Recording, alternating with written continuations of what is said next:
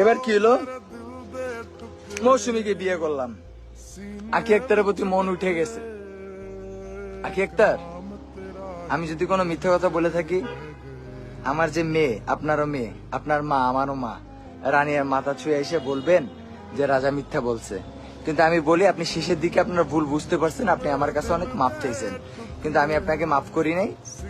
এটা সত্য কথা, আমি আপনাকে অনেক মারধর করছি শেষের দিকে, কারণ আমি তখন মাফ করতে পারি নাই, কারণ আমি আপনাকে খুব ভালোবাসছিলাম। আপনি কেন আমার সাথে বেইমানি করবেন?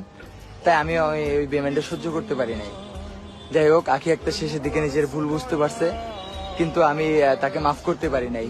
তারপরে আমি মৌসুমীকে বিয়ে করলাম, সে আমাকে অনেক ভালোবাসা দেখালো। ও ভালোবাসার মারে চুদি খানকির বাচ্চা, এটা হলো বড় খানকি। এটার পেটে কদিন পরে বাচ্চা বললো আপনাকে আমি সবকিছু বাদ দিয়ে এরই ভালোবাসলাম, এই আমার সব, এই আমার রব, এই সব ঠিক আছে। কিন্তু এই কি জানেন, শুনবেন, আমি একটু জারি দিলে এই মনে করেন কি গো, আগে বাতার বোতার ছিল তো, এটির কথা মনে পড়তো খালি।